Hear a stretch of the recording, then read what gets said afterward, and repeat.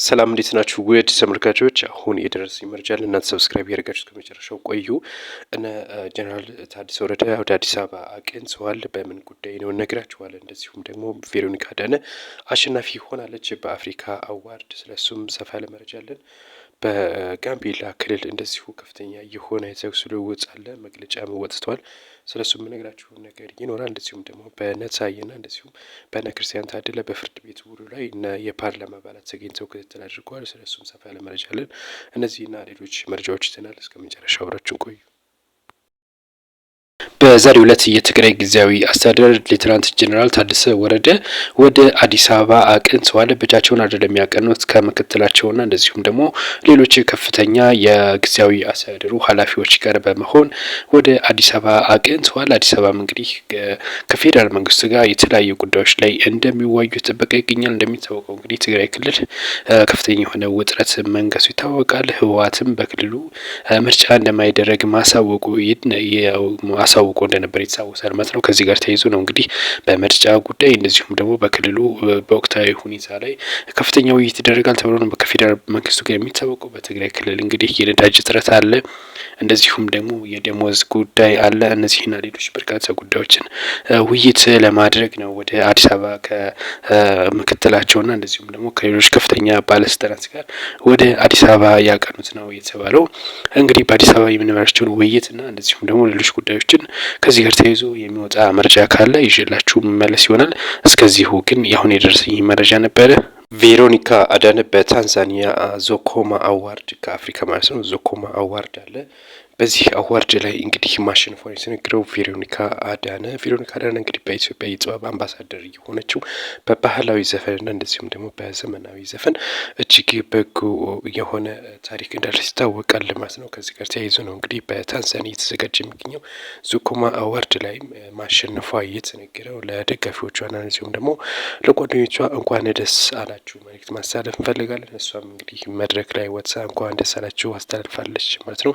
በታንዛኒያ በርካቶች ናቸው የቀረቡት ማለት ነው። ከአፍሪካ ያሉ በርካታ አርቲስቶች ቀርበው ነበረ።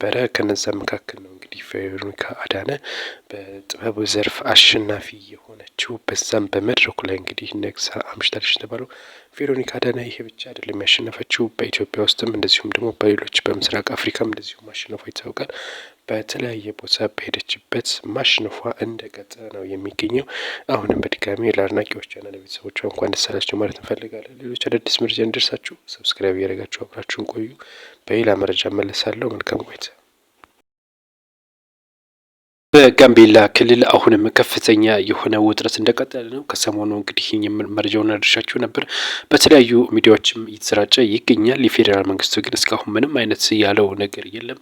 ነገር ግን በጋምቤላ ከፍተኛ የሆነ የተኩስ ልውውጥ ነው እየተደረገ የሚገኘው። የጋምቤላ ክልል ከተማ ፖሊስ አዛዥ መገደሉ ነው እየተነገረ የሚገኘው። ከዚህ ጋር ተያይዞም ከ10 በላይ የሚሆኑ ንጹሐንም መገደላቸውን የታወቀው። በክልሉ እንግዲህ ከፍተኛ የሆነ ውጥረት ነግሷል።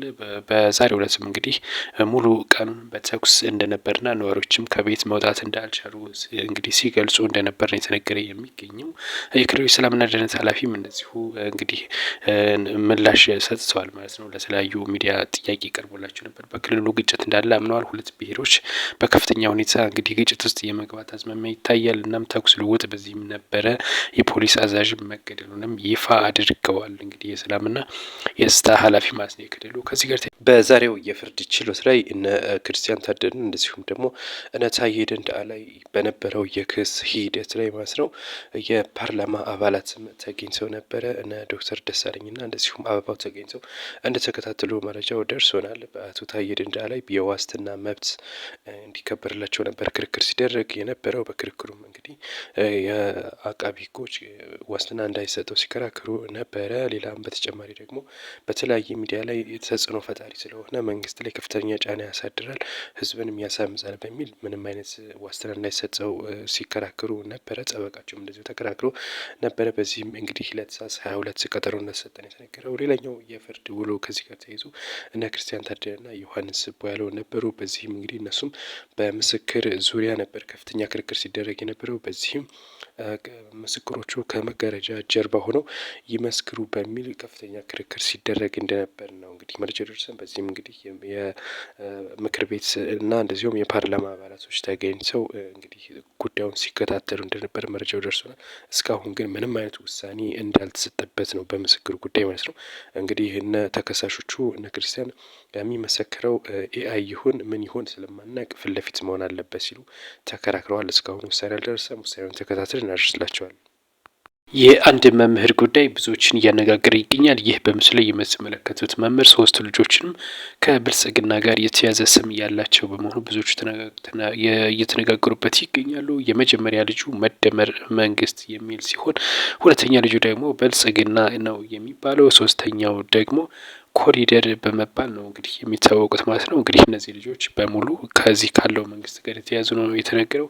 በዚህ ምክንያት ሆኖ ሲያስረዳ መደመር የተባለው የመደመር መንግስት በሚል እንግዲህ ዛሬ 6 ዓመት ስልጣን ሲይዝ ነው ሲል ገልጿል። ሁለተኛው ደግሞ ብልጽግና ምርጫ ሲያሸንፍ፣ ሶስተኛው ደግሞ የኮሪደር ልማት መጀመሩን ተከትሎ ነው ስም ያወጣውላቸው ብሏል። በደቡብ አካባቢ የሚገኘው ይህ መምህር እንግዲህ ለልጆቹ ይህን ስም በማውጣቱ ብዙዎቹ እየተነጋገሩበት ይገኛሉ። እስኪ በዚህ ዙሪያ እናንተ ሀሳብ ስጡበት። ሰብስክራይብ እያደረጋችሁ አብራችሁን ቆዩ።